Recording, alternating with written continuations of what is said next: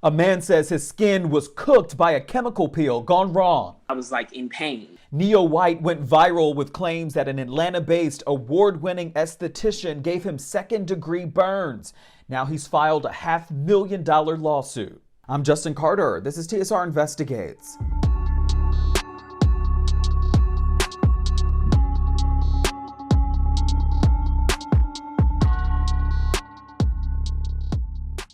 Neyo White was a client of the Facez skincare bar in Atlanta for about 2 years. He says that he typically opted for the microdermabrasion treatments. It's a minimally invasive procedure. It helps with your overall skin tone and texture. He says then in December 2021, he asked for a mild chemical peel. This is a gentle treatment. It removes the outer layer of your skin. It helps with uneven pigmentation, dryness, acne, fine wrinkling. He says everything went well, so he asked for another one, a stronger one, February 17, 2022, but he says this time the deeper one was one of the most painful experiences in his life. Over 2 million people watched Neyo White's video on TikTok. Atlanta esthetician refused to refund me my money $150 after getting chemical peel, and I have a second-degree burn on my face. That's his face just days after he says that he got a chemical peel on February 17, 2022 at Facez skincare bar. Well, before I left the office that day, my face was like white and gray. And it looked like as if, like, how sometimes you have like put lotion on your face and it's not completely rubbed all the way in. He says he went home and the pain continued, but Facez owner Shamari Rene, known locally as Shay Shay, assured him all would be fine. I mean, was it excruciating pain for you? Yes. And that was one of the reasons why I decided to get up and go to the hospital to seek some type of medical attention. What did they tell you at the hospital? They told me, they said second-degree burn. He was referred to a burn center. They said it could be a number of things. It could have been that she could have not maybe wiped it completely off, or it could have been that she used, whatever percentage that she used could have been too strong for my skin to handle. White disclosed to us that he was a burn victim. At the age of 12, 95% of his body was burned after he fell down some stairs while carrying a pot of soup. To understand this case better, I spoke to Kay Kendrick. She's the chairman of the Georgia Board of Cosmetology. He's a burn victim. Do you feel like he should have gotten a chemical peel?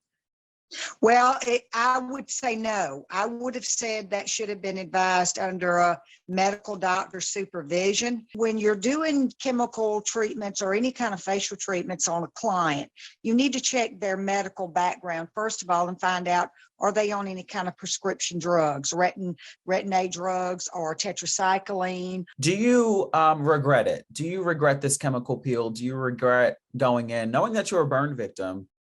Yeah, I do. I do.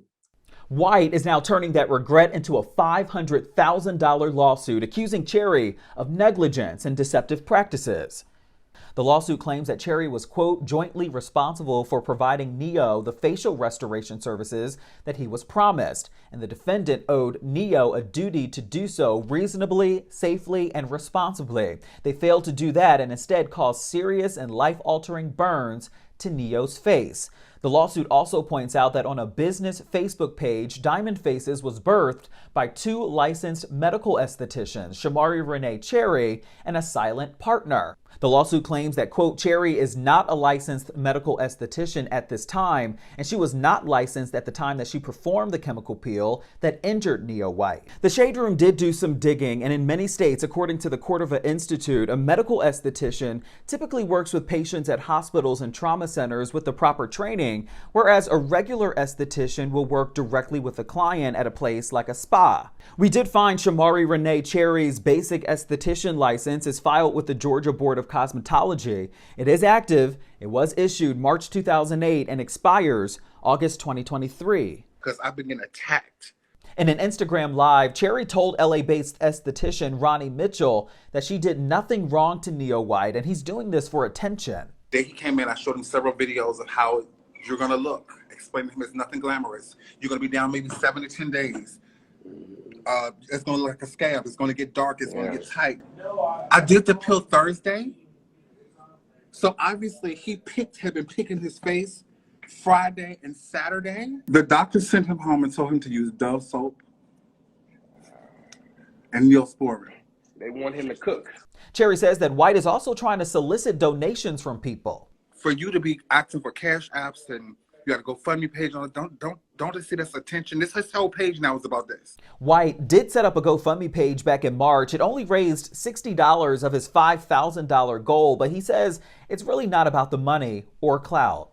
When I reached out to her and I did not get a response, or an apology or anything, it came off as if, she didn't care or anything. Now you don't want to give me my $150 back. Now I'm about to get an attorney, and now I'm about to make sure that you owe me more than $150. White says that he is now focused on finding a good dermatologist that can handle his face with care.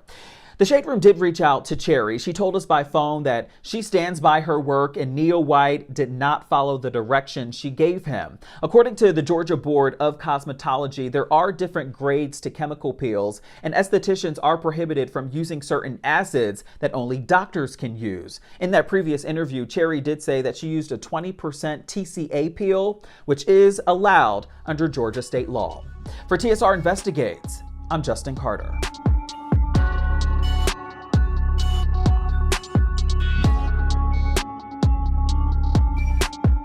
Hello roommates, and thank you for watching our YouTube channel. Do you want more TSR Investigates? Be sure to subscribe and check us out at theshaderoom.com.